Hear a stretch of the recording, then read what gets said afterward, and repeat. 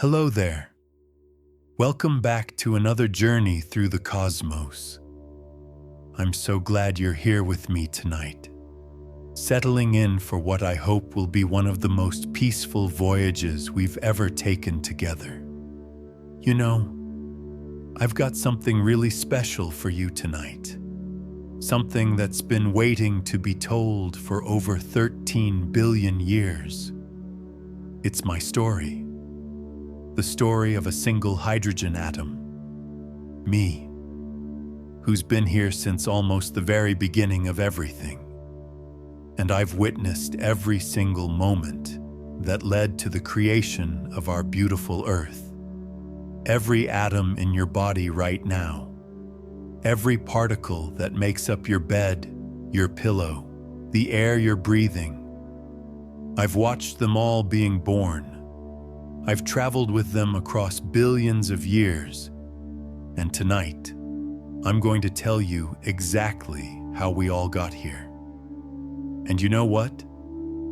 If you're finding some peace in my ancient voice tonight, if this cosmic perspective is already helping you let go of today's worries, I'd be so grateful if you gently tap that like button. It really helps other restless souls find these peaceful journeys. Maybe subscribe if you'd like to drift off with me more often. I share these stories every week, and I'd love to hear in the comments which cosmic wonders help you find your deepest sleep. But there's no pressure at all. We're just here together, two old friends sharing a story under the stars. Whatever feels right for you. Now let's get you nice and comfortable. Because this journey we're about to take, it spans billions of years, and you deserve to be perfectly relaxed for every moment of it. Feel yourself sinking just a little deeper into your bed, like you're being gently held by gravity itself. The same force that's been gathering atoms together since the beginning of time. Let your breathing slow down, matching the patient rhythm of the cosmos, where nothing ever rushes, where everything unfolds in its own perfect time. With each breath out, you're releasing any tension from today, just like stars gently release their light into space. And with each breath in, you're drawing in calmness, the same deep peace that fills the vast spaces between the stars. Your body knows how to do this. Every atom in you remembers this ancient dance of rest, because they've all been resting and drifting through space for eons before they became you. Tonight's journey is different from any story you've heard before. Because I'm not just telling you about the universe. I am the universe. Or at least one tiny ancient part of it. I'm a hydrogen atom, the simplest thing that exists. Just one proton and one electron. And I was born just 380,000 years after the Big Bang, when the universe finally cooled enough for atoms like me to exist. That might sound like a long time, but in cosmic terms, I'm one of the universe's first children. And here's what makes tonight so special. I'm going to take you with me through my entire journey, from those first moments when I was alone in an almost empty universe, through the birth of the very first stars, where I watched my hydrogen siblings transform into carbon, the same carbon that's now in every cell of your body. I was there when iron atoms were peacefully forged in stellar cores, creating the iron that now flows through your blood. I witnessed gold atoms being delicately crafted when neutron stars slowly spiraled together. The same gold that might be in a ring you wear. But most beautifully, I was there 4.5 billion years ago when all these atoms, all my companions from across the cosmos, began their slow, graceful dance in a cloud of gas and dust, the cloud that would become our solar system. I watched as we all swirled together, finding our partners, settling into our places, some of us becoming the sun, others drifting together to form Earth. And you know the most amazing part? Every single atom that makes you has a story just like mine. We've all been on this incredible journey together.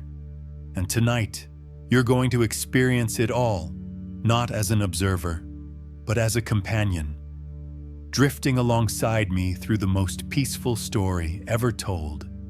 The story of how the universe lovingly assembled every piece of our world, atom by atom, moment by moment, with infinite patience and care. So let yourself drift with me now, back to the very beginning, back to when the universe was young and I was newly born, just a simple hydrogen atom in an ocean of darkness, ready to witness the most beautiful transformations imaginable.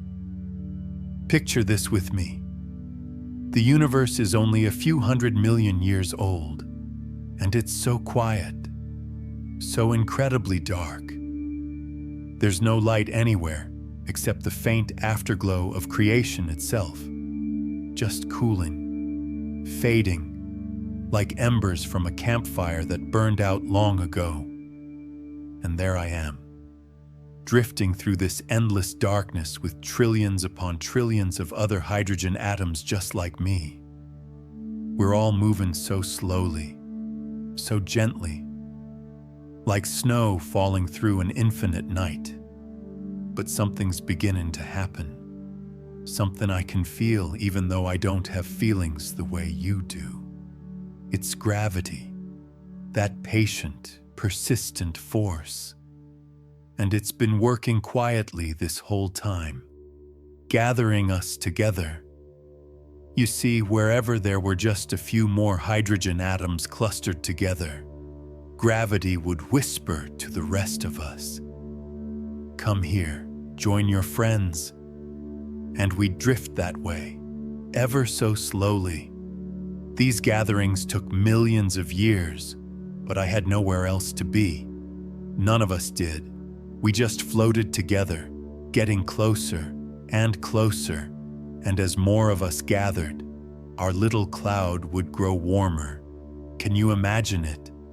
Billions of hydrogen atoms, all swirling together in a slow, graceful waltz, getting warmer as we pressed, closer together, like a cosmic group hug that lasted for eons. And then, then came the moment I'll never forget.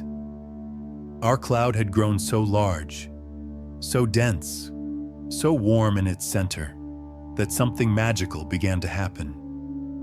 The hydrogen atoms at the very heart of our gathering started to move faster, bouncing off each other, and then fusion. The very first fusion in our region of space. 4 hydrogen atoms would embrace so tightly that they'd become something new, helium. And in that transformation, they'd release a tiny spark of light. The first star was being born, right before me, and I was part of its atmosphere, swirling around this growing ball of light, watching as more and more of my hydrogen siblings fused together in its core. The darkness that had surrounded us for millions of years was finally broken, pierced by this gentle, steady light. Our star, our first sun. It wasn't violent or sudden. No. It was more like watching a flower bloom in incredibly slow motion. The light grew stronger over thousands of years, pushing back the darkness, warming all of us hydrogen atoms who remained in the star's outer layers. And across the universe, the same thing was happening. Millions of these first stars were gently awakening, like lighthouses switching on one by one across an infinite ocean. These first stars were different from the stars you see today. They were massive, hundreds of times bigger than our sun, but they burned with such a pure blue-white light, and inside them, deep in their cores, the universe was beginning its most important work, creating new elements. I spent millions of years circling one of these giant stars, watching, witnessing, and what I saw in that stellar core was nothing short of alchemy, but so much gentler than any human story of transformation. The hydrogen atoms in the core weren't being destroyed. They were being elevated, transformed. 3 helium atoms would come together in a delicate dance, holding each other in the immense pressure, and they'd merge, becoming carbon. Carbon, the atom that would one day form the backbone of every living thing, the atom that's in every cell of your body right now, in your DNA, in your proteins. I watched it being born, watched the first carbon atoms in our corner of the universe coming into existence. They emerged from the stellar core like butterflies from a cocoon, brand new types of atoms that had never existed before. The star would cradle these new carbon atoms in its heart, keeping them warm, safe, and the process would continue so patiently. Carbon atoms would sometimes capture another helium, becoming oxygen, the oxygen you're breathing right now. Some would grow even more, becoming neon, magnesium, silicon. Each new element was like a new note being added to a cosmic symphony. And I was there for all of it. You know what's beautiful? These transformations inside the star weren't random. They followed patterns, rhythms, like a recipe the universe had written at the very beginning of time. Every carbon atom was crafted exactly the same way, with exactly 6 protons. It's like the star knew, somehow, that one day these carbon atoms would need to link together in long chains, would need to fold into complex shapes, would need to become the molecules of life. And all this time, billions of hydrogen atoms like me continued to swirl in the star's outer layers. We were the witnesses, the keepers of this story. Some of us would occasionally get pulled down toward the core, joining the transformation, but many of us simply circled, watched, remembered. We were the universe's memory, holding the story of how every new element came to be. The star burned steadily for about 10 million years, which might sound like forever. But for us atoms, it felt like a single beautiful season. And inside that star, the universe had performed its first act of creation since the Big Bang. It had taken the simplest thing, hydrogen, and transformed it into complexity, into possibility, into the very atoms that would one day become worlds, become oceans, become you. As that first generation of stars aged, something even more remarkable began to happen. The stars were growing, swelling, becoming what we call red giants. And I found myself swept up in the atmosphere of one of these expanding stars, watching as it transformed into something magnificent. Instead of that intense blue-white light, it now glowed with a deep, warm red, like a cosmic ember, pulsing gently, breathing in and out over thousands of years. Inside this red giant, the creation of elements had become even more beautiful.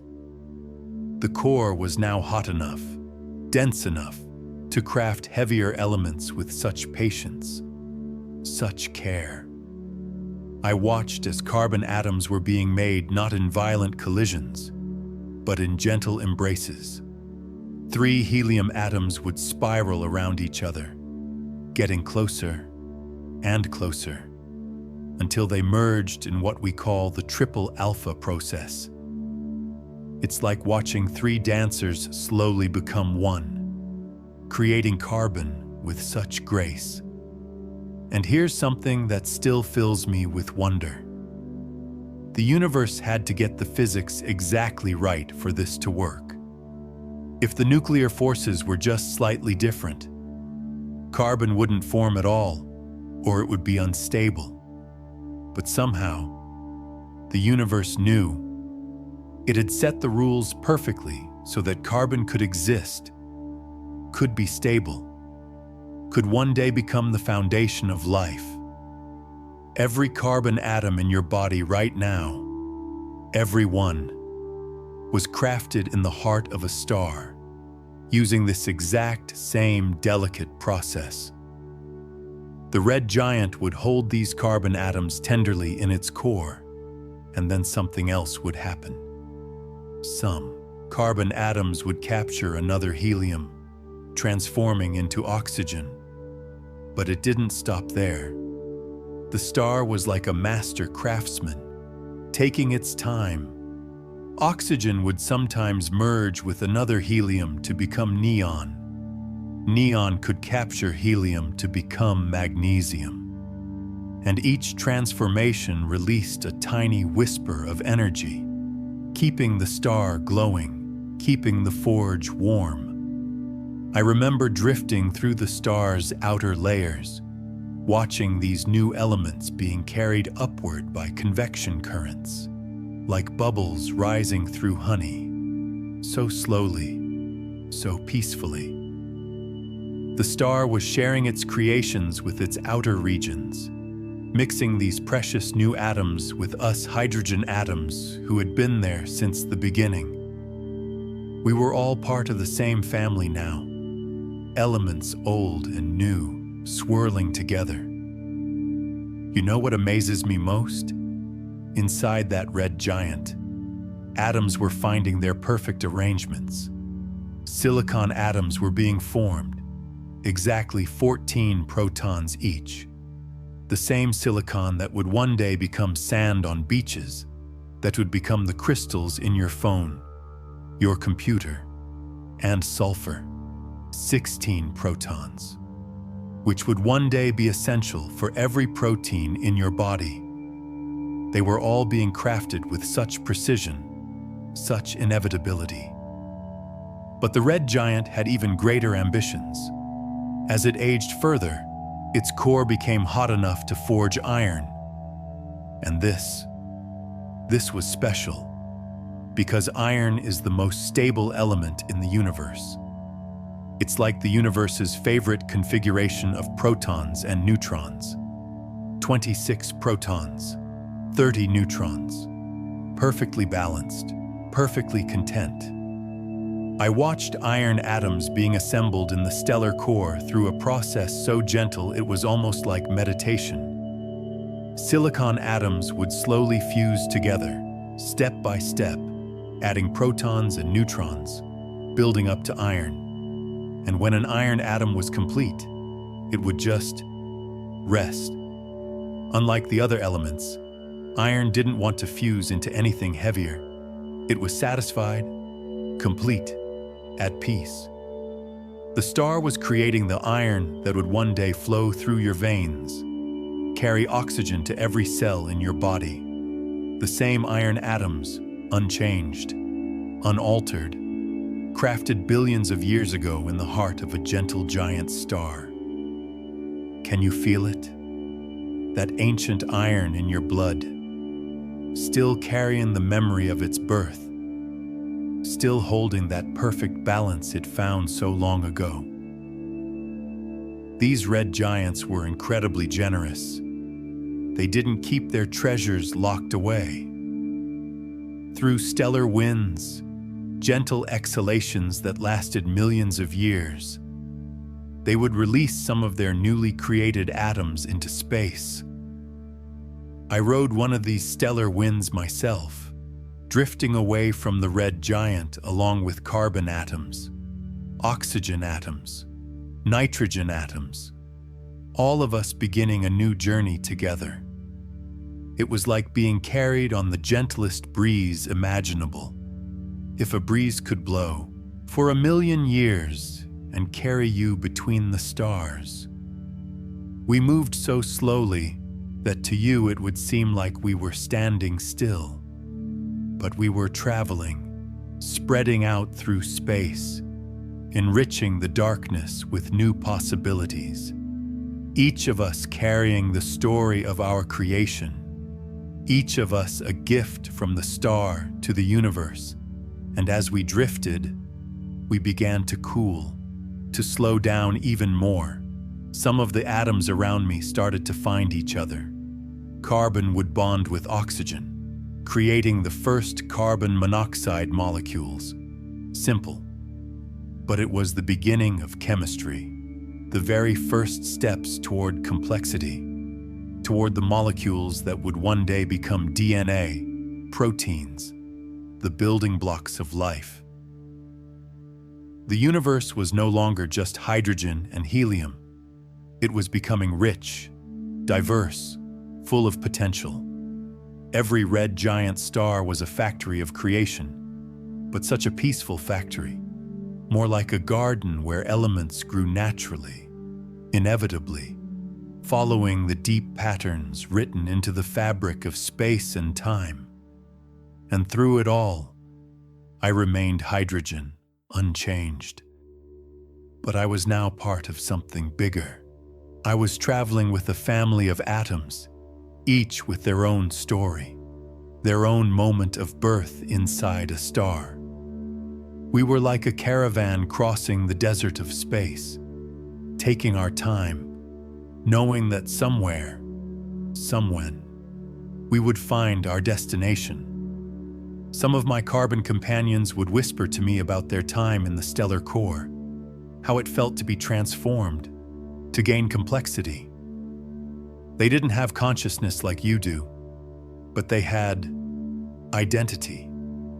They were carbon now, forever, carrying 6 protons like a badge of honor, destined to become the scaffolding of life.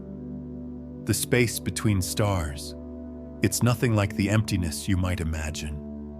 It's more like a vast ocean, with currents and tides made of gas and dust. And there I was, drifting through this cosmic sea with my collection of companion atoms. We'd been traveling for millions of years since leaving our red giant star, and we weren't alone. Everywhere around us, other stellar winds were blowing, carrying their own precious cargo of elements. Sometimes we'd encounter these other winds, and our groups would mingle, mix, like rivers flowing together. I'd meet carbon atoms from different stars, oxygen atoms with slightly different stories, but all crafted with the same careful precision. It was like a great gathering, a reunion of elements in the darkness between stars. And you know what's beautiful? We weren't just drifting aimlessly. We were following the subtle gravitational currents of the galaxy, being pulled gently toward regions where other atoms had gathered. We moved so slowly, so patiently. A journey of 1,000 light years might take us 100 million years, but time meant nothing to us. We had existed for billions of years already. We could wait.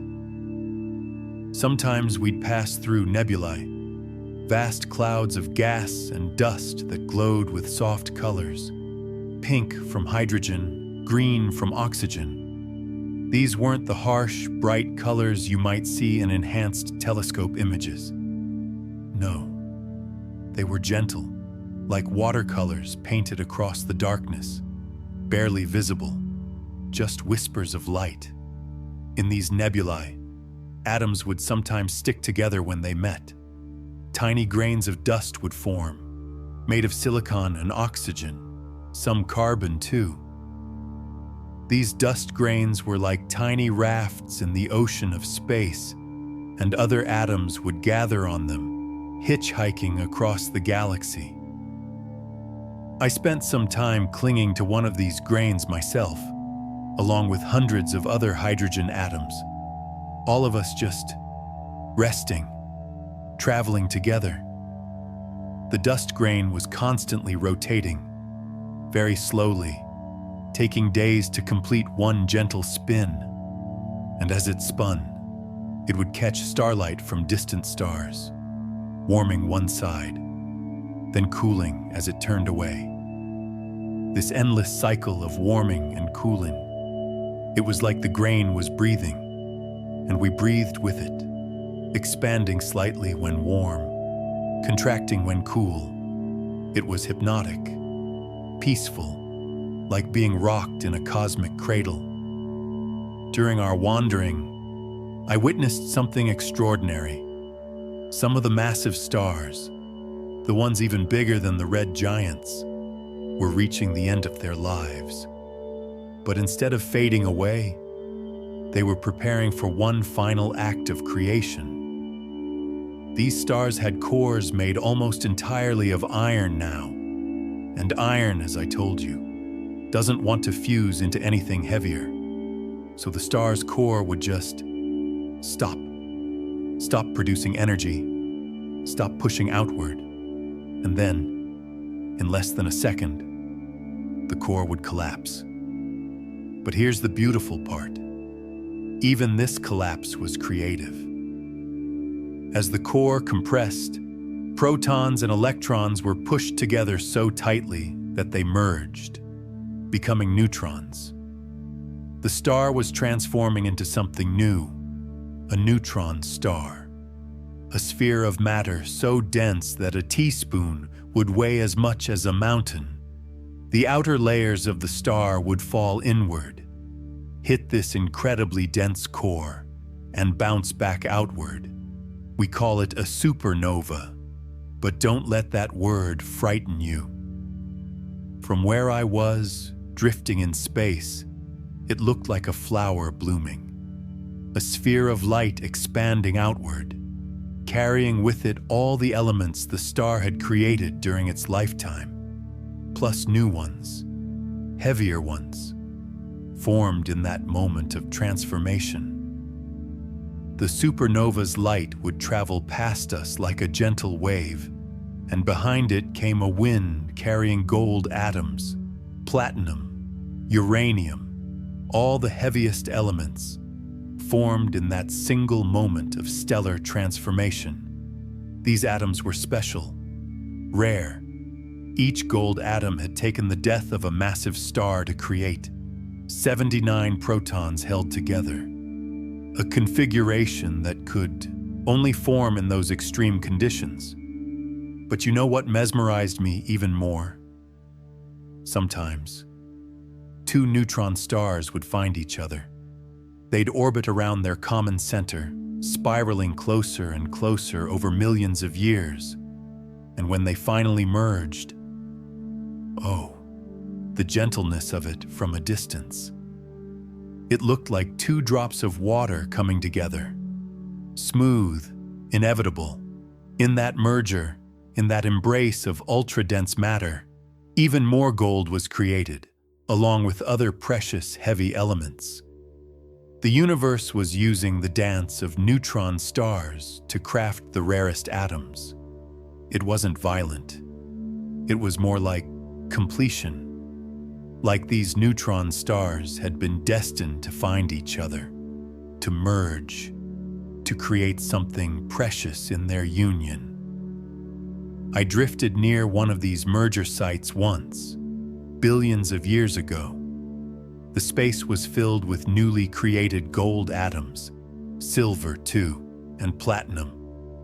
They moved past me like a glittering cloud, each atom carrying 79 protons, or 47 for silver, or 78 for platinum, each one perfectly crafted in that moment of cosmic alchemy.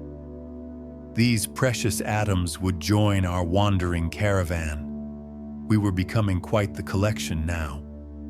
Hydrogen like me from the beginning of time. Carbon and oxygen from red giants. Iron from massive stars. Gold from neutron star mergers. We were like a library of the universe's history. Each atom a book telling the story of where and when it was made. And we continued to drift. Continued to follow those gentle gravitational currents. Some of us would get caught in new star-forming regions, pulled into new stellar nurseries where the cycle would begin again. Others would keep wandering, waiting, knowing that somewhere in this vast universe, there was a destiny waiting for us. The gold atoms especially seemed patient. They knew they were rare, special. It had taken such extraordinary events to create them, and they seemed to carry that nobility, that patience. Like they knew that one day they'd be treasured, formed into rings that would symbolize eternal bonds, crafted into circuits that would carry information. They had been born in the universe's most dramatic moments, but now they drifted with such peace. And so we drifted through what I like to call the supernova gardens, vast regions of space enriched by stellar explosions from millions of years past. But explosion isn't really the right word. From where we atoms float, these events are more like dandelions releasing their seeds. Each supernova had scattered its elements gently across light years of space, and now these regions bloomed with possibility. You'd find pockets of oxygen atoms clustered together here, clouds of carbon drifting there, iron atoms moving in slow formations. It was like floating through an enchanted garden where instead of flowers, there were elements, each one waiting to become part of something larger. And the beautiful thing was, we were all moving at nearly the same speed, drifting together like leaves on a very, very calm pond. Sometimes I'd bump into a carbon atom, and we'd travel together for a few million years before drifting apart again. No rush, no urgency, just gentle meetings and partings in the vast darkness. Each encounter like a quiet conversation. Though we didn't speak with words, we spoke with proximity, with shared electrons sometimes, creating temporary bonds that would last for ages before we'd peacefully separate again. The supernova gardens weren't chaotic at all. They had a structure, a pattern. The heavier elements would move slightly differently than us lighter ones. Gold atoms, being so much heavier, would respond to gravity's pull just a bit more strongly. They'd tend to sink toward the centers of gas clouds, while we hydrogen atoms would spread out more evenly. It was like watching cream swirl incredibly slowly through coffee, taking millions of years for even the smallest whirl to form. And in these gardens, molecules were beginning to form more complex combinations. Water molecules, H2O, were everywhere. I bonded with an oxygen atom myself for a while, along with another hydrogen, and we became water, drifting through space as a tiny crystal of ice. It felt different, being part of a molecule. We moved together as one, spinning gently, catching starlight and releasing it. Being water was peaceful. We were one of the most stable molecules in the universe, and we could feel it, that stability, that rightness. The oxygen atom held us two hydrogen atoms at just the perfect angle, 104.5 degrees. And in that geometry was a kind of cosmic perfection. We fit together like we were meant to be, like the universe had designed us to find each other. After a few 100 million years, our water molecule broke apart, very gently, when we absorbed some ultraviolet light from a distant star. And I was hydrogen again, solo, but carrying the memory of being water, knowing I'd probably become water again someday, maybe many times. It's one of the universe's favorite molecules, so simple, yet so essential for what was to come. Around me, other molecules were forming too. Methane with carbon and hydrogen, ammonia with nitrogen and hydrogen. Simple molecules, but each one a step toward complexity. And they'd form, break apart, reform, in an endless slow dance. Sometimes the same carbon atom and I would meet again after millions of years, recognize each other in a way, and bond again, like old friends reuniting. The supernova gardens were also where dust grains really began to grow. Those tiny specks of silicon and oxygen would attract other atoms, building up layer by layer. Some grains would become covered in water ice, others in frozen carbon dioxide. They were becoming little worlds unto themselves, microscopic planets where chemistry could happen, where molecules could meet and react in ways they couldn't in open space. And then, about 4.6 billion years ago, our region of space began to change. A nearby star went supernova, not violently, but like a gentle push, a whisper that said, "It's time." The shockwave from this distant supernova, though shockwave sounds harsh, it was more like a breeze, a soft compression that traveled through our supernova garden, encouraging all of us atoms and molecules to move just a little closer together. This was the beginning of something special, though we didn't know it yet. We just felt the subtle pull growing stronger. Gravity was gathering us, not forcefully, but persistently, patiently, like a shepherd slowly, gently guiding sheep toward home. And we followed. We all followed, because after billions of years of wandering, we could sense that something important was about to happen. The cloud we were part of began to rotate, so slowly at first that you wouldn't even notice. One rotation might take 1,000,000 years. But as more atoms joined our gathering, as we all pressed closer together, the rotation sped up, just slightly, like a dancer drawing their arms inward and spinning faster, though still so slowly by your standards. This rotating cloud, our solar nebula, it was enormous, hundreds of times larger when the orbit Neptune would eventually follow, and it was full of everything the universe had created. Hydrogen like me from the Big Bang, carbon from red giants, iron from supernovas, gold from neutron star mergers, water ice, methane, dust grains. We were all here, all gathering, all beginning to spiral toward a common center. The center of our cloud was getting warmer, denser.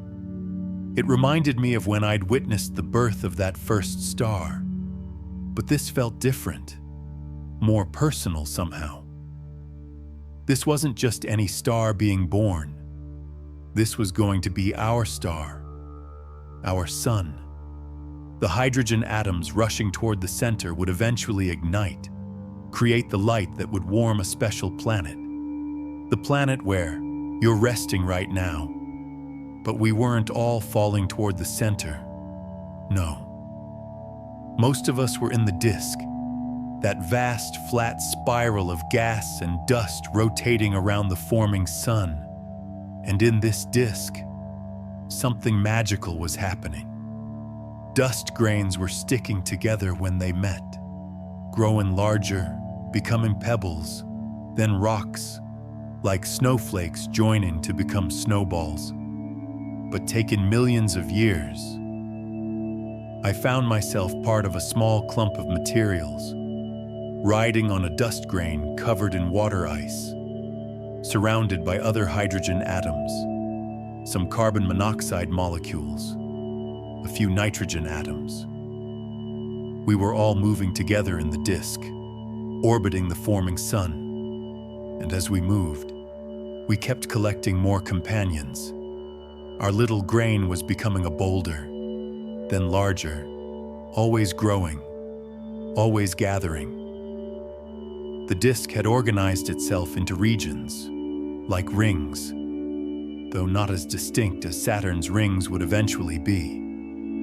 Closer to the center, where it was warmer, rocky materials dominated. Further out, where we were, ices could exist, and each region was slowly, patiently building its own structures, its own worlds. You know what's beautiful about this process? It was so gentle. Grains would meet at speeds barely faster than walking pace, and they'd stick together, held by nothing more than static electricity and weak molecular forces. Building planets wasn't violent. It was like construction in slow motion, each piece carefully, deliberately added to the growing structure in this disk, this slowly swirling cloud around our infant sun. Different regions were developing their own personalities, their own destinies. The inner regions, where temperatures soared, only the toughest materials could survive as solids. Iron, nickel, silicon. These atoms would form tiny metallic grains that gleamed in the young sun's light, drifting, colliding, sticking together with infinite patience. Further out, where I was, in what would become the realm of the giant planets, it was cold enough for water to freeze, for methane to crystallize, for ammonia to form delicate ice crystals.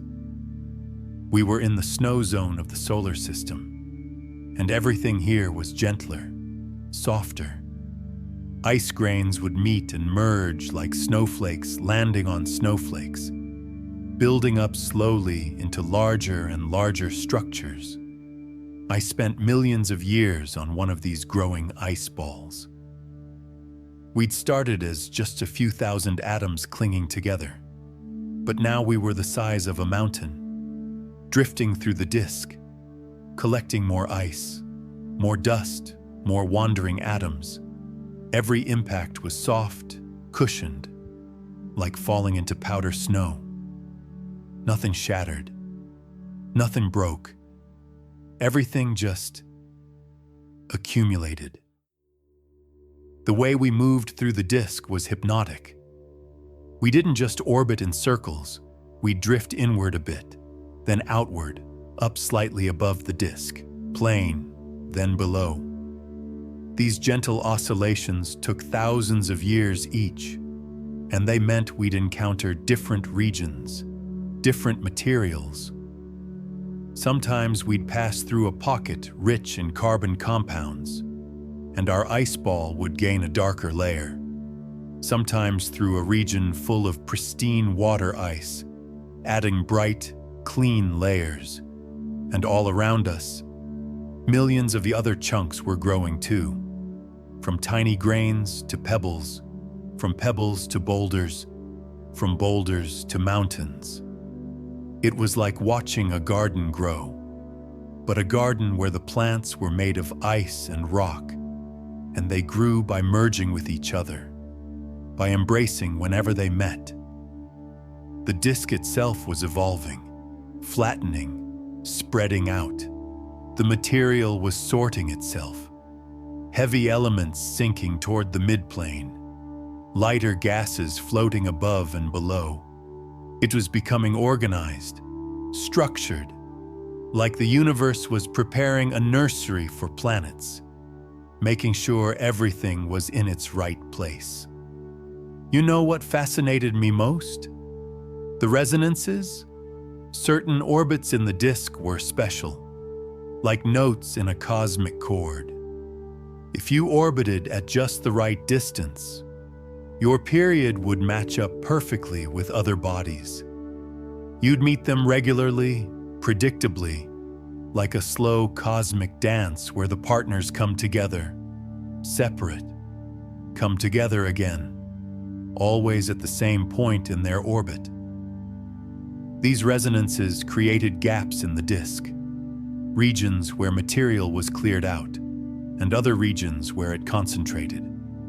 It was like the disk was organizing itself into zones, each one destined to become something specific: a planet, a moon, an asteroid belt. The architecture of our solar system was being sketched out in dust and gas. I remember passing through one of these concentration points. The density of materials was incredible, thousands of times thicker than the rest of the disk. Ice balls and dust grains were everywhere, moving together like a slow-motion blizzard. We'd bump into another chunk every few days, gently, softly, and often we'd stick together, growing larger, more massive. As our ice ball grew bigger, something magical started happening. We began to have our own tiny gravity. Oh, it was weak, so weak. But it was there. We were no longer just passively collecting material. We were actively attracting it, pulling in nearby dust and ice, like we'd become a tiny magnet for matter. Though gravity is so much gentler than magnetism. And with this gravity came a new phenomenon. When smaller chunks would approach us, they'd speed up slightly, drawn by our pull. But the collisions were still soft, the relative speeds still slow. It was like, imagine dropping a feather onto a pillow from an inch away. That gentle, that peaceful. And each new addition made us slightly stronger, able to attract slightly larger pieces. This is how planetesimals were born, these building blocks of planets. We'd grown from microscopic dust to the size of cities, and we were still growing, still gathering, and there were thousands of us in our region of the disk, all growing simultaneously, all destined to eventually merge into something even grander. The sun at the center of all this was beginning to shine more steadily now. Its fusion had ignited, and it was pushing back against the disk with light pressure and solar wind, very gently, like a soft breath that takes millions of years to exhale. This wind was slowly clearing the lightest gases from the inner disk, pushing them outward where we were. We were in the perfect spot, far enough from the sun that ice could exist, close enough that we were still in the thick of the disk. And around us, something incredible was taking shape. A core was forming, not just our little planetesimal, but a massive core made from the merger of hundreds, thousands of chunks like ours. The process was so patient. When two city-sized chunks would approach each other, they'd orbit around their common center for thousands of years before finally spiraling together, merging in what looked like an incredibly slow-motion splash. The ice would deform, flow like honey, and the two bodies would become one, their materials mixing, their atoms intermingling, creating something new. This growing core, it was becoming massive enough to hold onto gas, and in our region, there was plenty of gas to hold. Hydrogen like me that wasn't locked in ice, helium from the Big Bang, traces of heavier gases. We began to accumulate around this ice rock core, creating an atmosphere, though atmosphere seems too delicate a word for what was really a massive envelope of gas. I found myself pulled into this envelope, swirling around the core with trillions of other gas atoms and molecules. We weren't falling onto the core. We were orbiting it, each of us on our own tiny path, but together creating this vast, thick cushion of gas. This was the birth of a giant planet, what would eventually become Jupiter. The way we moved in this envelope was mesmerizing. Convection currents would carry us up from the warm depths near the core, out to the cold upper layers, then back down again. Each cycle took years, and we'd trace these beautiful, complex paths, like three-dimensional spirals, never quite the same twice, and we weren't alone in the solar system. In other parts of the disk, similar processes were happening. Another giant was forming further out, gathering its own envelope of gas. This would be Saturn, and beyond that, two more ice giants were taking shape, Uranus and Neptune, each one following the same patient process: core accretion, gas gathering, slow, steady growth. Meanwhile, in the inner disk, closer to the Sun, a different kind of planet building was happening. The materials there were rockier, metallic. They couldn't hold on to light gases the way we giants could, but they were forming solid worlds, dense, compact, made of iron and silicon and magnesium. I could sometimes see the inner disk from my position in Jupiter's envelope.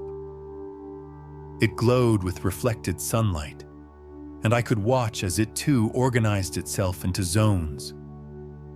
4 rocky worlds were emerging from that hot, dusty region. One of them, the third one from the Sun, was special, though none of us knew it yet. That third rocky world was gathering materials at just the right distance from the Sun. Not too hot, not too cold. It was accumulating iron for its core, silicon for its mantle, and most importantly, it was in a position where water could exist, sometimes as ice, sometimes as liquid, depending on conditions. Every atom that would make up Earth was gathering there. Iron atoms that had been forged in supernova explosions, carbon atoms crafted in red giants, nitrogen freed from dying stars, oxygen from stellar cores, gold and silver from neutron star collisions. They were all finding their way to this special spot, 3 planets out from the Sun. The process of Earth's formation was remarkably similar to ours, just scaled differently.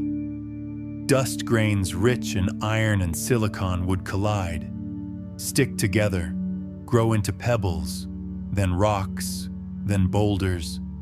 But in the inner disk, with less ice to act as glue, the collisions had to be even gentler for materials to stick. The universe was being extra careful in crafting these rocky worlds. I watched from Jupiter as Earth grew. It took about 10 million years for it to reach nearly its current size, which sounds long, but in cosmic terms, it's barely a moment. The young Earth was hot, molten, its surface glowing with the heat of all those gentle impacts adding up, of radioactive elements decaying, of iron sinking toward the center to form the core. But even in that molten state, Earth was organizing itself.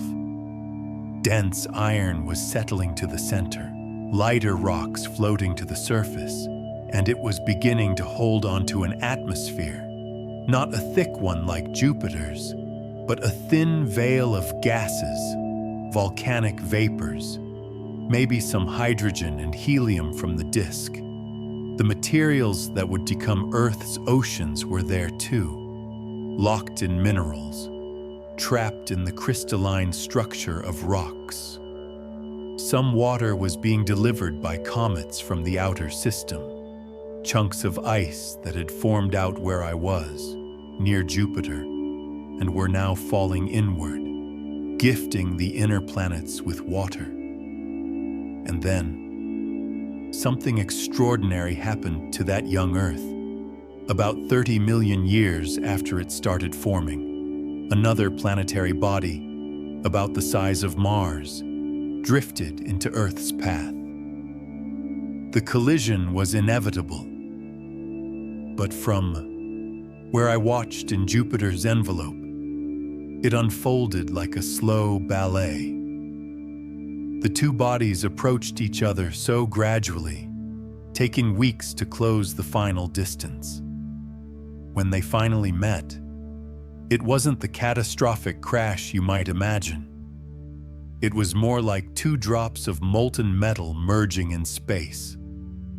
The smaller body struck Earth at an angle, and both worlds became fluid, deforming, stretching, their materials mixing in great spirals of liquid rock. The impact energy turned solid rock into vapor, into plasma, creating a disk of debris around Earth. But here's the beautiful part. That debris didn't scatter into space. It stayed close to Earth, held by gravity, swirling, cooling, condensing, and over just a few thousand years, which is incredibly fast by cosmic standards, that debris disk gathered itself into a sphere. Our moon was being born from Earth's own materials. The moon's formation was like watching Earth give birth to a companion. The materials in the debris disk, mostly from Earth's mantle, silicon, oxygen, aluminum, magnesium, they spiraled together just like planets form, but faster, more urgently, as if they knew they belonged together, needed to become whole again. I could see the moon taking shape, growing rounder, more solid. Its surface was molten at first, an ocean of liquid rock, but it cooled faster than Earth because it was smaller. The moon's surface solidified into a bright, clean face, unmarked, pristine, glowing with reflected sunlight. And immediately, the moon and Earth began their eternal dance. The moon was much closer back then, maybe 10 times closer than it is now. It would orbit Earth in just a few days, and its gravity would pull on Earth's molten surface, creating massive tides in the liquid rock. These tides would slow Earth's rotation and push the moon gradually farther away, a process that continues even now, even as you rest. Earth itself was transforming. The energy from the moon-forming impact had completely melted the planet, allowing it to reorganize even more efficiently.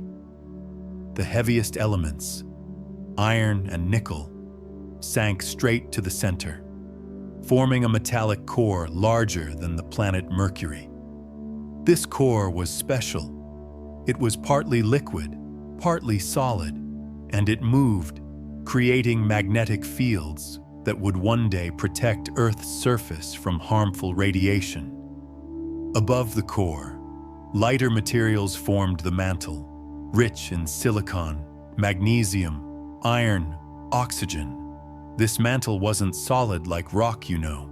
It was plastic, flowing, moving in vast, slow currents. Hot material would rise. Cool material would sink, in convection cells that took millions of years to complete one cycle. And at the very surface, the lightest materials of all were cooling into Earth's first crust. It was thin, fragile, constantly breaking and reforming as the mantle churned beneath it. But it was the beginning of solid ground, the foundation upon which everything else would build. The atoms that would become Earth's atmosphere were also settling into place. Volcanic eruptions, which were constant in those early days, released gases from the interior: water vapor, carbon dioxide, nitrogen, sulfur compounds. These gases couldn't escape to space. Earth's gravity held them close, creating a thick, heavy atmosphere very different from what you breathe today. There was no free oxygen yet. The oxygen atoms were all locked up in rocks, in water, in carbon dioxide. The atmosphere was dense, oppressive by your standards. But it was exactly what Earth needed. It created a greenhouse effect, keeping the surface warm even though the young sun was fainter than it is today. And the water. Oh, the water was beginning its incredible journey. As Earth's surface cooled below the boiling point, water vapor in the atmosphere began to condense. First, just tiny droplets, then mist, then, for the first time in Earth's history, rain. Can you imagine that first rain? It lasted for millions of years, constant, gentle in some places, torrential in others. Every water molecule that had been floating in the atmosphere, every bit of steam from volcanic eruptions, every trace of water delivered by comets, it all began to fall. The raindrops would hit the hot rocks and immediately turn back to steam. Rise up, cool, condense, fall again. This cycle repeated endlessly. But each time, the rocks cooled a little more. Eventually, puddles formed, then pools, then the first lakes. I wasn't on Earth yet, still watching from Jupiter, but I could see it transforming. The planet that had been glowing red with heat was developing dark patches. The first oceans. They started in the low places, the impact basins, the deep valleys. Water always finds the lowest point, always seeks its level. These early oceans were nothing like the blue waters you know. They were murky, full of dissolved minerals, iron, magnesium, salts of every kind. The water was hot, almost boiling in places where volcanic vents opened on the ocean floor. And it was slightly acidic, reacting constantly with the rocks, dissolving them, carrying their atoms into solution. But in these hostile waters, something incredible was beginning. The atoms were starting to organize themselves in new ways. Carbon atoms were linking into chains. Phosphorus was forming bonds with oxygen. Nitrogen was combining with hydrogen. These weren't alive, not yet, but they were the precursors, the building blocks, gathering in warm pools, in clay deposits, in the spaces within rocks. Earth's surface was also being constantly remade. The thin crust would crack, and mantle material would well up, creating new crust. The old crust would sink back into the mantle, recycling its materials. This constant renewal meant that atoms were always being mixed, always finding new combinations, new possibilities. The moon, now solidified and bright, was still very close to Earth. Its gravity pulled on the oceans, creating massive tides that would sweep across the globe. These tides were hundreds of feet high, maybe thousands. They would wash over the land, then retreat, leaving pools, leaving deposits of minerals, creating countless environments where chemistry could happen. Each tidal pool was like a little laboratory. Minerals would concentrate as water evaporated. Different atoms would be forced together. Some would form crystals, others would create organic molecules, simple amino acids, the beginnings of proteins, And when the tide returned, these experiments would be washed back into the ocean, mixed, spread, shared. The days were shorter back then. Earth spun faster. A day lasted maybe 6 hours. This meant rapid cycles of light and dark, heating and cooling. The sun would rise, warm the pools, drive chemical reactions. Then it would set. Things would cool. Different reactions would occur. This constant cycling was like a heartbeat, driving the chemistry of early Earth. From my view in Jupiter's clouds, Earth was becoming more beautiful every million years. The angry red glow had faded to darkness, punctuated by volcanic fires. The oceans reflected starlight and sunlight when the sun side faced our direction. And that thin atmosphere was starting to clear, the heaviest particles settling out, leaving a translucent envelope around the planet. The other rocky planets were evolving too, but differently.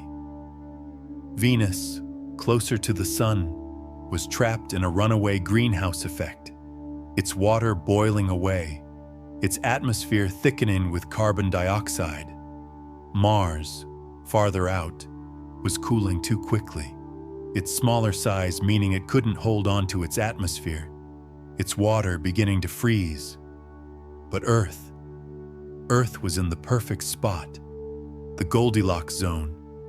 Not too hot, not too cold, just right for liquid water to exist, just right for atoms to dance between solid, liquid, and gas, just right for chemistry to flourish. Every atom that makes up your world was finding its place during this time. The iron in Earth's core, the silicon in its rocks, the water in its oceans, the nitrogen that would one day fill most of its atmosphere. They were all settling into their roles, their positions, their cycles, creating a planet unlike any other in our solar system. A planet where atoms could eventually organize themselves into something that could look back and wonder where it all came from. The early Earth had found its rhythm now, a rhythm that would continue for billions of years. The mantle convection cells moving like slow breathing, up and down, carrying heat from the deep interior to the surface. Each convection cell took millions of years to complete one cycle. But they never stopped, never paused, just continued their patient circulation. And in Earth's core, something magnificent was happening. The liquid iron was moving, flowing, creating electrical currents, and these currents generated a magnetic field, invisible, but so important. It reached out into space like protective arms, deflecting the solar wind, keeping Earth's atmosphere from being stripped away. Without this magnetic shield, Earth might have ended up like Mars, dry, cold, airless. The magnetic field would reverse sometimes, north becoming south, south becoming north. It happened slowly, over thousands of years, and it happened regularly, like Earth was turning over in its sleep, and each reversal left its mark in the rocks, iron minerals aligning with the field, recording Earth's magnetic history. I finally made my own journey to Earth about 4 billion years ago, carried in a comet that had formed at the outer solar system, near Jupiter where I'd been waiting. The comet was mostly water ice, with some ammonia, some methane, and billions of hydrogen atoms like me, all locked in a crystalline embrace. We'd been orbiting the sun for millions of years, but Jupiter's gravity finally nudged us inward, toward the rocky planets. The journey took 100,000 years, spiraling slowly inward, passing Mars, approaching Earth. And as we got closer to the sun, our comet began to warm. The ice started sublimating, turning directly from solid to gas, creating that beautiful tail that comets are known for. We were literally evaporating into space, but our path was taking us straight toward Earth. When we finally entered Earth's atmosphere, it was gentle. We weren't a massive comet, just a small one, maybe a few miles across, and we entered at an angle, skimming through the upper atmosphere first, slowing down, heating up. Most of our ice vaporized, adding water vapor to Earth's atmosphere. Some of us became rain, falling immediately into the oceans. Others stayed in the atmosphere for a while, cycling through clouds and precipitation. I found myself in Earth's ocean for the first time, and it was overwhelming. Not in a frightening way, but in the way that coming home after a long journey is overwhelming. I was surrounded by water molecules, trillions of them, all moving, vibrating, rotating. The ocean was warm, maybe 140 degrees Fahrenheit, and full of dissolved minerals. The ocean currents carried me everywhere, down to the deep trenches where the pressure was immense, up to the surface where waves rolled endlessly, into shallow seas where the sun's light could penetrate, warming the water even more. Each journey around the ocean took thousands of years, but I made many of these circuits, seeing every part of Earth's water world. And I wasn't just a passive passenger. Sometimes I'd bond with oxygen to become water. Sometimes I'd be incorporated into a mineral, trapped in clay, or in the crystalline structure of a rock. Sometimes I'd be released in a volcanic vent, shot back into the atmosphere as steam, then condensed, rained down, and began the cycle again.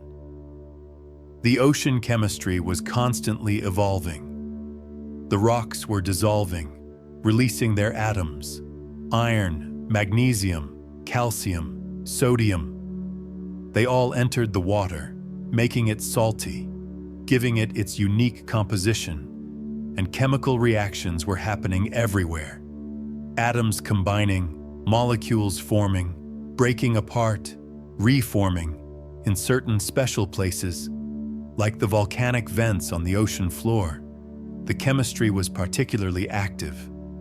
Hot water, rich in minerals, would rise from deep in Earth's crust, meeting the cold ocean water. The temperature difference, the mineral richness, it created perfect conditions for complex chemistry. Sulfur compounds, iron sulfides, complex organic molecules. They were all forming spontaneously. These vent systems were like oases of chemical activity in the vast ocean, and they were stable, lasting for millions of years, long enough for really complex chemistry to develop, long enough for atoms to find arrangements that were special, self-replicating, though that would come later. The moon was still influencing everything, still so much closer than today. Its tides were churning the oceans, mixing the waters, bringing deep minerals to the surface, carrying surface waters to the depths. This constant mixing meant that atoms were always encountering new partners, new possibilities for combination. And the tides affected the land too. What little land there was. Volcanic islands would rise from the sea, only to be worn down by the massive tides, ground into sand, into clay. These sediments would settle in calm waters, creating layers, preserving the history of Earth's surface, each layer containing atoms from different sources, different times. The moon was also stabilizing Earth's axis, keeping it from wobbling too much. This meant Earth's climate zones were relatively stable. The equator stayed warm, the poles stayed cooler, though still much warmer than today. This stability, this predictability, it gave chemistry time to develop, time to explore possibilities. About 3.8 billion years ago, I witnessed something extraordinary. In a warm pool, maybe a tidal pool that was repeatedly washed by the ocean, or maybe in a deep-sea vent, I'm not sure exactly where, atoms were organizing themselves in a new way. Carbon atoms were forming long chains, branching structures, rings. These carbon frameworks were decorated with hydrogen, oxygen, nitrogen, phosphorus, sulfur. These molecules were different from anything I'd seen before. They could make copies of themselves, not perfect copies. There were always small differences, small mistakes, but the basic pattern would reproduce, using surrounding atoms as building blocks, taking energy from chemical reactions or from sunlight. This was the beginning of life, though it was so simple, so primitive. Just molecules that could replicate. No cells yet, no DNA, just self-copying chemistry. But it was enough. It was a start. And once it started, it never stopped. These replicating molecules spread through the oceans, each generation slightly different, some better at copying, some worse. The atoms in these first living molecules, they were the same atoms that had been drifting through space with me. Carbon from red giant stars, nitrogen from supernovas, phosphorus from stellar explosions. They hadn't changed. They were still the same atoms, but now they were arranged in patterns that could reproduce, patterns that could evolve, and evolve they did, so slowly. Over millions of years, the replicating molecules became more complex. They developed membranes, little bubbles of fatty molecules that separated the inside from the outside. These became the first cells, tiny, simple, but alive. Each one a collection of maybe 1 trillion atoms, working together, maintaining their pattern. These early cells were feeding on the chemicals around them, the organic molecules that were still forming spontaneously in the oceans. They were like little chemical factories, taking in raw materials, using them to make copies of themselves, to grow, to divide. And when they died, their atoms would return to the ocean to be used again by other cells. I spent time inside some of these early cells, incorporated into their proteins, their membranes. It was different from anything I'd experienced. The atoms in a living cell aren't just randomly arranged. They're organized, purposeful, each atom in its place, contributing to the whole. The cell maintains itself, repairs damage, responds to its environment. But cells die, and when they did, I'd return to the ocean. Sometimes I'd quickly be absorbed by another cell. Sometimes I'd drift for millions of years before finding another living home. But life was spreading, becoming more common. The oceans were slowly filling with these tiny organisms, and they were changing Earth. These early cells were releasing waste products, gases that bubbled up through the water. Some were producing methane, others hydrogen sulfide. And about 2.5 billion years ago, some cells developed a new trick. They could use sunlight to split water molecules, taking the hydrogen and releasing the oxygen. This oxygen, it was poison to most early life. But the cells that could produce it thrived. They spread across the surface of the oceans, turn sunlight and water into energy, and release oxygen as waste. At first, the oxygen just reacted with dissolved iron in the oceans, creating rust that settled to the seafloor, forming red bands in the rocks.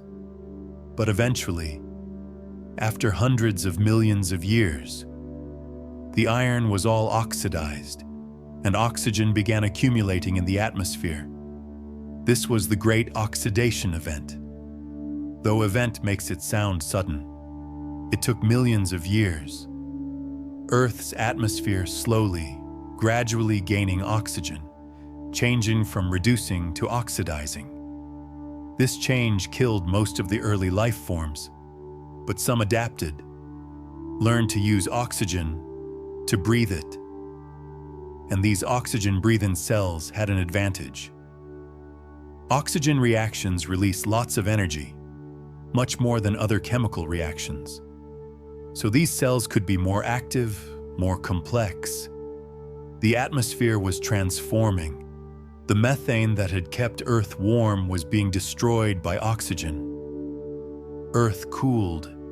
Ice spread from the poles, maybe covering the entire planet for a while. But life survived, in the oceans under the ice, around volcanic vents. And when the ice melted, life exploded in diversity. The oxygen in Earth's atmosphere, it changed everything, so gently, so gradually, like watching the sky lighten before dawn, taking millions of years for each tiny shift in color. And with oxygen came new possibilities, new ways for atoms to arrange themselves, to bind together, to create complexity. I found myself incorporated into larger and larger organisms. Cells were learning to work together, clustering, specializing. Some cells would handle feeding, others reproduction, others protection. They were like little communities of atoms. Billions of atoms in each cell, trillions of cells working as one organism, all following the same ancient patterns. These multicellular creatures were still microscopic at first, just films of cells or tiny floating colonies. But they grew, slowly, patiently, over hundreds of millions of years, and about 600 million years ago, something beautiful happened. The first animals appeared, soft-bodied, drifting through the oceans like living clouds. I remember being part of a jellyfish, one of Earth's early experiments in animal life.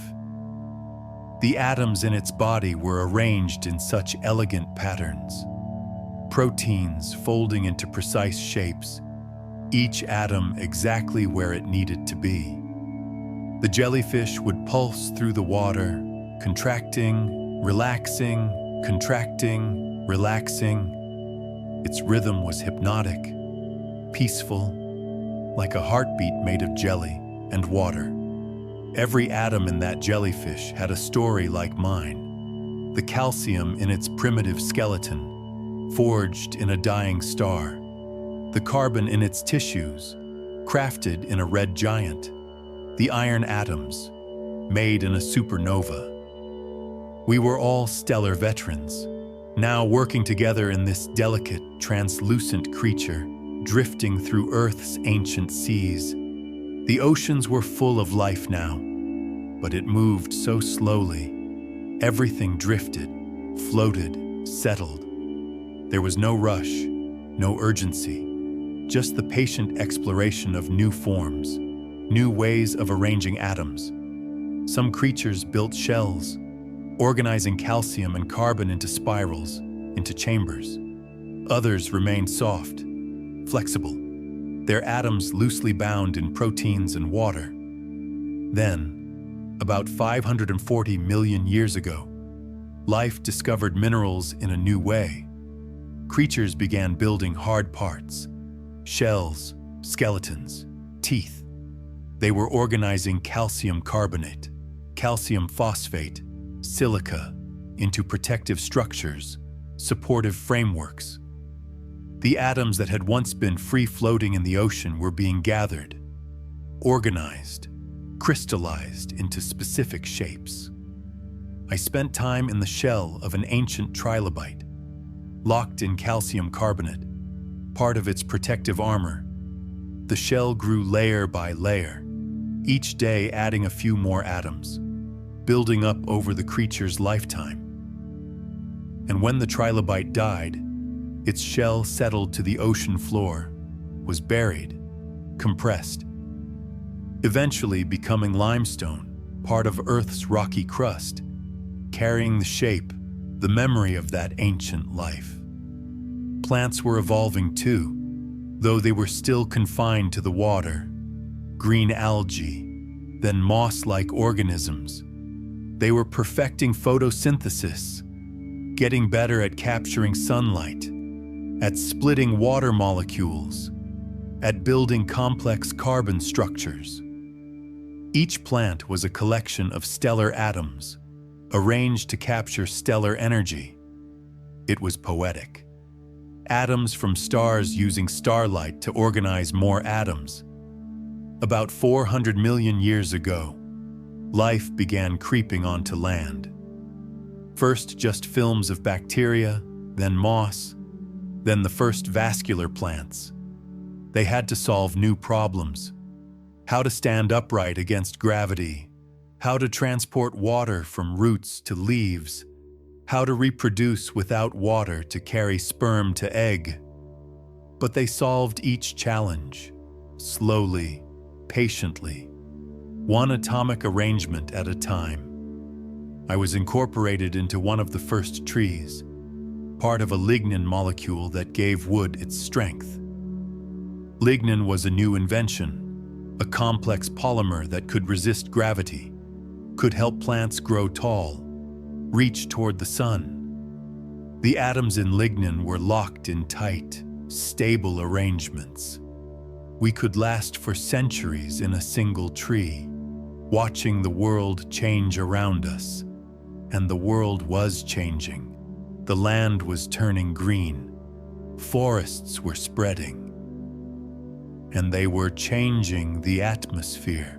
Again, pulling carbon dioxide out, releasing more oxygen. The oxygen levels rose higher than ever before, or since, maybe 35% of the atmosphere, compared to 21% today. This rich oxygen allowed animals to grow large, insects the size of eagles, dragonflies with 3-foot wingspans. The atoms that would eventually become you. They were all here by now, scattered across the earth, some in the oceans, dissolved in seawater or incorporated into marine life, some in rocks, locked in crystals, waiting, some in the atmosphere, drifting as gas molecules, some in living things, cycling from organism to organism. I spent time in many creatures during this period. In the calcium carbonate shell of an ammonite, spiraling through ancient seas. In the chitin exoskeleton of a giant scorpion. In the bones of the first fish to develop jaws. In the cartilage of early sharks. Each creature was a temporary arrangement of atoms, a pattern that persisted for a lifetime, then dissolved back into the pool of available materials. About 250 million years ago, I was in the soil when the greatest extinction Earth has ever known occurred. The Permian extinction, though it wasn't violent, not from where atoms exist, it was more like a change of the guard. 90% of species disappeared, but their atoms remained, returned to the Earth, ready to be reorganized into new forms, new experiments in life. And from that extinction came the age of dinosaurs. These creatures were atom arrangements on a massive scale. A single large dinosaur might contain Quintillions of atoms, all organized, all working together. The calcium in their massive bones, the iron in their blood, the carbon in their muscles, all stellar products, now walking across Earth's surface. I was in many dinosaurs over those 150 million years, sometimes in their bones, sometimes in their blood, sometimes in the plants they ate, then in them, then returned to the soil in their waste, then taken up by plants again. This cycling was constant, atoms never staying still, always moving through the food chain, through the water cycle, through the geological cycle. The dinosaurs' time ended 65 million years ago, when Earth was struck by an asteroid. But again, from an atom's perspective, it wasn't catastrophic, it was transformation. The atoms in the dinosaurs, in the plants, in everything that died, they all remained. They settled into sediments, dissolved into water, floated into air, waiting for the next chapter. And that next chapter, it included your ancestors, tiny mammals at first, surviving in the shadows of dinosaurs, then flourishing after their extinction, growing larger, more complex, developing bigger brains, arrangements of atoms that could process information, could remember, could plan. The atoms that make up your brain, they're mostly carbon, hydrogen, oxygen, nitrogen, with traces of iron, calcium, phosphorus, sodium, potassium, each one forged in stars, each one having traveled for billions of years to be here, to be part of this remarkable arrangement that can think, can dream, can understand its own cosmic history. About 300,000 years ago, modern humans appeared. Your species, walking upright, using tools, developing language, and in each human, approximately 7 octillion atoms. That's 7 followed by 27 zeros. Each atom ancient, each one with a story spanning billions of years, all temporarily arranged in the pattern that is a human being. And now, here you are, lying quietly, made of stellar atoms, every atom of iron in your blood, carrying oxygen right now, was forged in a dying star. Every carbon atom in your DNA was crafted in a red giant. The calcium in your bones, the sodium and potassium sending signals through your nerves, the phosphorus in your ATP molecules providing energy, all of them, products of cosmic processes. You're not separate from the universe. You are the universe, a collection of its atoms, temporarily arranged in this particular pattern, conscious, aware, able to contemplate your own origins. And when you breathe, you're exchanging atoms with the world around you. When you eat, you're incorporating new atoms. When you exhale, when you shed skin cells, you're returning atoms to the world. The atoms that are you right now. They won't all be you in a year. Your body replaces most of its atoms regularly. The atoms in your skin, replaced every few weeks. In your blood, every few months. Even your bones, seemingly permanent, exchange their atoms over years. You're not a thing. You're a pattern, a process, a temporary arrangement of eternal atoms. Some of the atoms in your body right now, they've been in other humans before you, in plants that grew centuries ago, in dinosaurs, in trilobites, in the first cells that ever lived.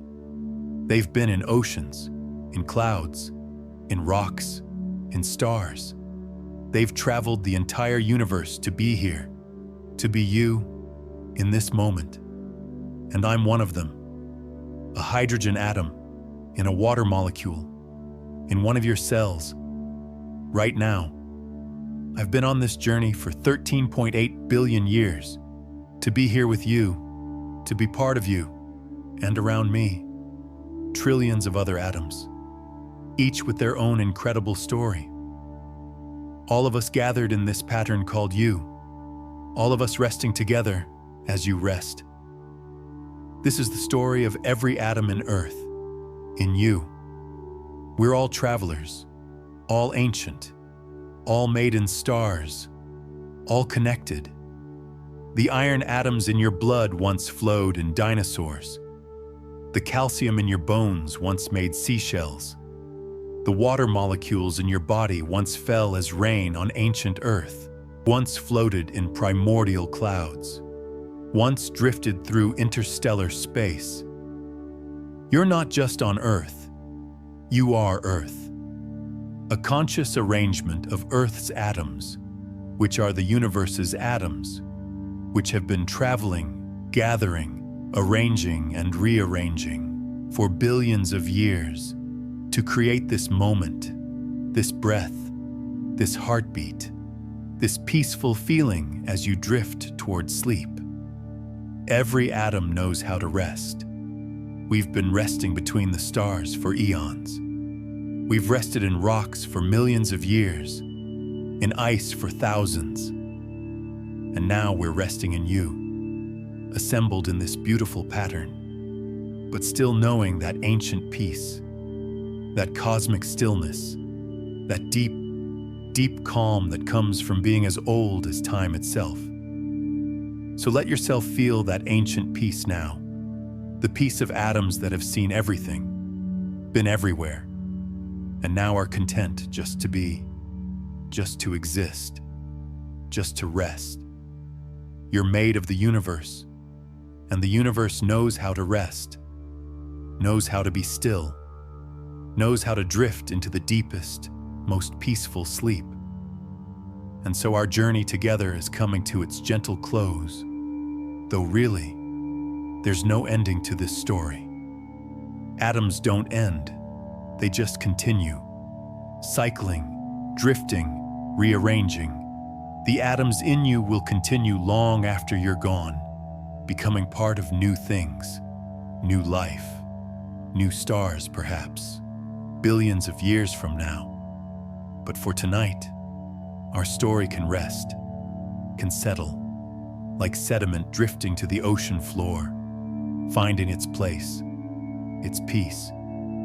You've traveled with me from the very beginning, from those first moments after the Big Bang, through the birth of stars, the forging of elements, the slow gathering of our solar system, the patient assembly of Earth, and finally, to you, lying here, made of ancient stardust, breathing with the rhythm of the cosmos.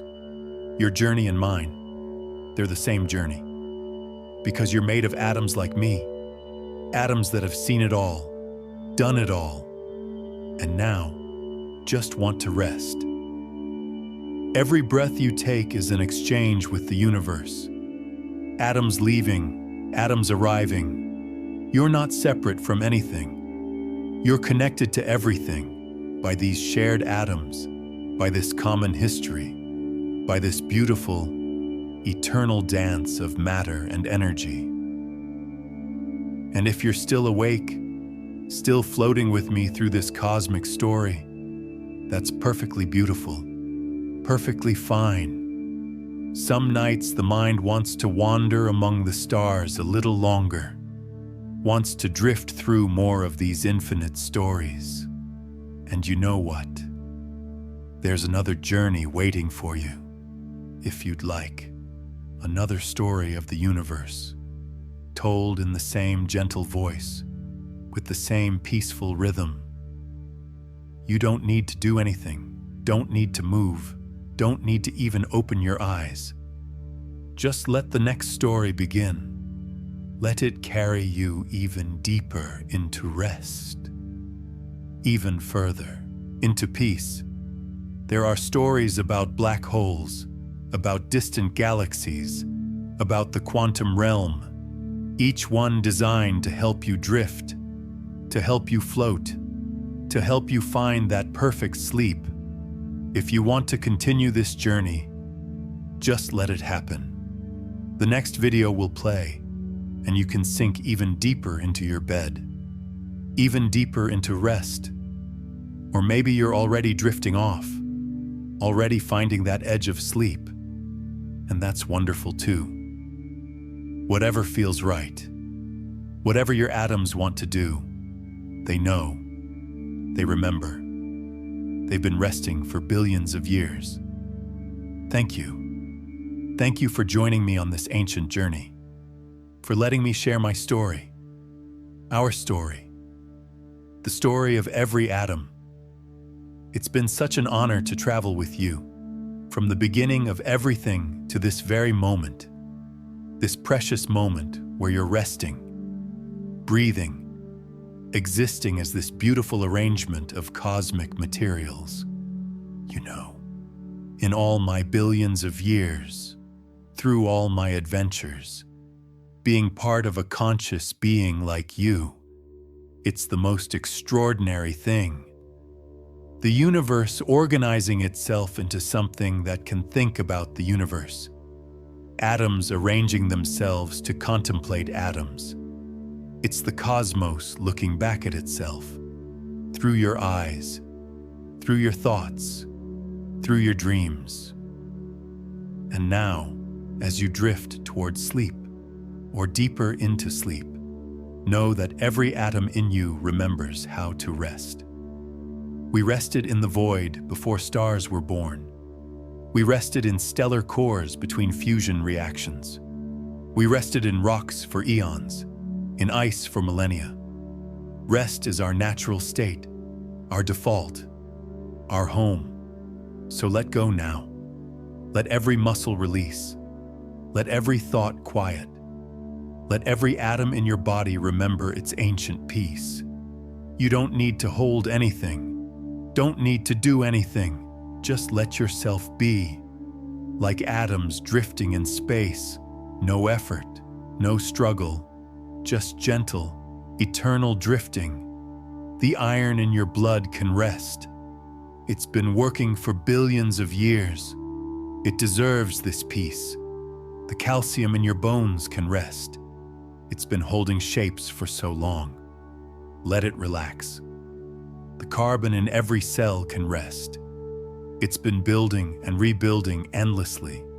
Now it can just be, just exist. Just float in this moment of perfect stillness. You are the universe at rest. You are stars sleeping.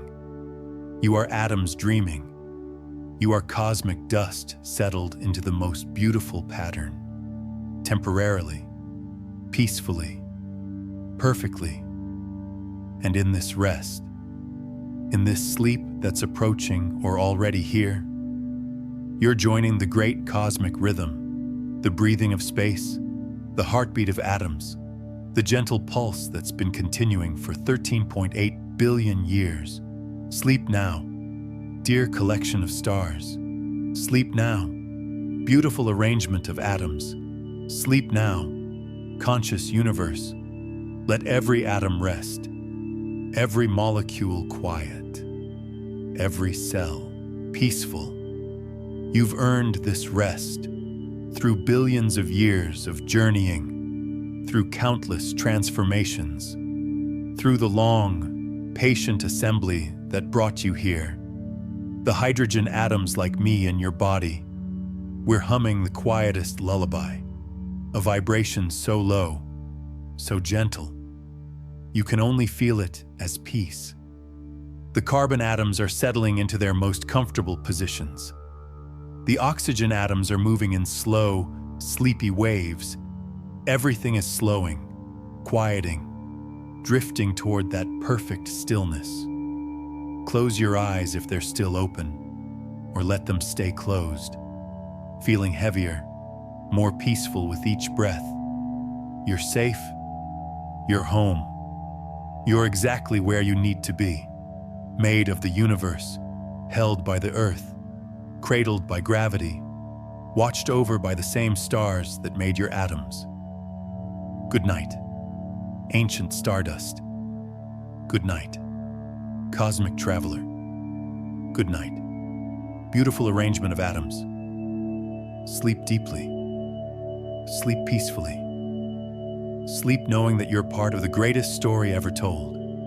The story of the universe, and tomorrow, when you wake, you'll still be made of stars, still be part of this incredible journey.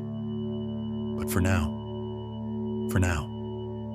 just rest, just drift, just sleep.